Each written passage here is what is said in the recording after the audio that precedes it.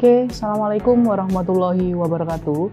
Saya Novita Anggraini, dosen pengampu mata kuliah Mekanika Tanah 2, jurusan Teknik Sipil Politeknik Negeri Malang.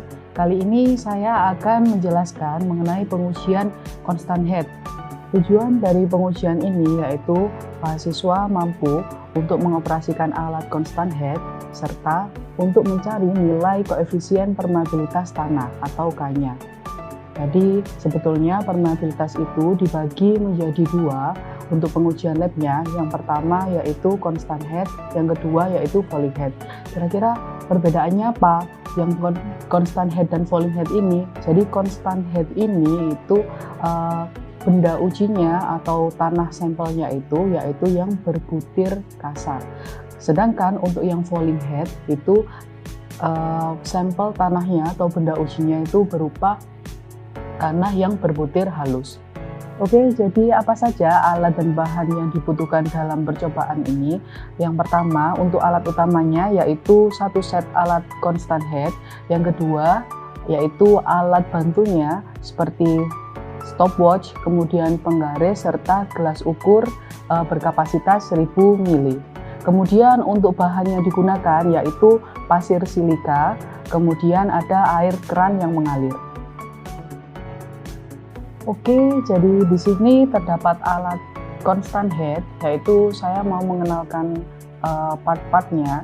Yang pertama ada tabung di atas sini. Jadi di atas sini terdiri dari 3 selang ya, ada 3 selang. Yang pertama selangnya ini terhubung dari keran air mengalir. Terus kemudian selang berikutnya yaitu untuk keluarnya air. Kemudian selang selanjutnya yaitu untuk menghubungkan dari tabung yang atas ke tabung yang berisi pasir silika.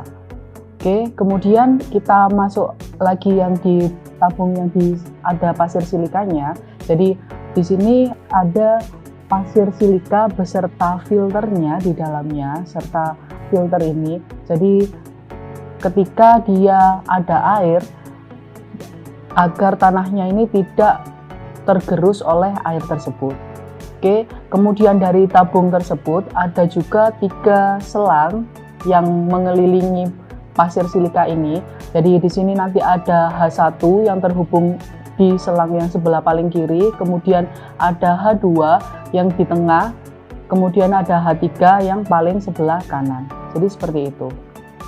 Oke, jadi pada tabung ini terdapat selang kecil ya di sini. Jadi di sini ada bisa dibuka dan ditutup kerannya.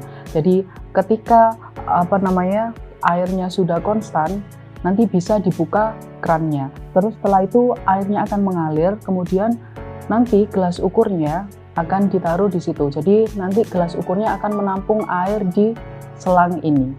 Oke, selanjutnya untuk cara mengoperasikan alat constant head ini, pertama-tama kita harus menyalakan keran air yang mengalir dengan pelan-pelan saja, jadi kecepatannya rendah. Nah, setelah itu air akan masuk ke tabung yang di atas. Oke, bisa dilihat ini tabungnya terisi air. Kemudian setelah itu air akan mengalir ke tabung yang berisi pasir silika. Setelah itu airnya akan mengalir ke 3 pipa di atasnya itu, H1, H2, serta H3-nya. Bisa dilihat ya, jadi seperti ini. Kemudian jika air tersebut sudah konstan, setelah itu skala dari H1, H2, dan H3 bisa diukur skalanya berapa. Jadi di sini tadi sudah ada nilainya, yaitu H1 sebesar 76,8, kemudian H2 sebesar 86, dan H3 86,8. Ini menunjukkan bahwa memang tekanan air jadi dari tinggi ke rendah, semakin rendah tekanan airnya kan semakin kecil. Jadi seperti itu.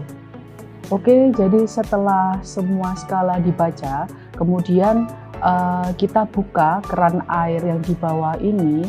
Kemudian kita persiapkan dulu gelas ukur serta stopwatch-nya. Jadi ada satu yang bertugas untuk membawa gelas ukur, kemudian satu mahasiswa untuk membawa stopwatch-nya. Oke, kemudian sudah saya tentukan berapa saja nilainya yang akan diukur di gelas ukur. Jadi yang pertama yaitu 200 ml, kemudian yang kedua 400 ml, yang ketiga 600 ml, dan yang terakhir yaitu 800 ml. Jadi keempatnya ini nanti akan kita ukur serta kita catat waktunya. Oke. Jadi kita mulai sekarang untuk yang 200. Jadi hasilnya yaitu 11. Kemudian untuk yang 400 yaitu 25,43. Kemudian yang 600 ml 36,29 serta yang terakhir yaitu 49,71. Oke, jadi setelah kita mencatat waktunya, kita bisa menghitungnya dengan rumus ini. Jadi memakai rumus ini ya. Nanti kita akan mengetahui berapa koefisien permeabilitas dari tanah tersebut.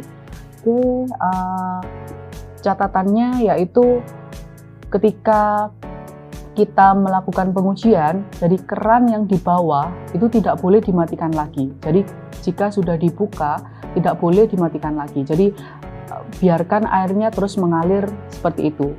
Oke, sekian dari saya.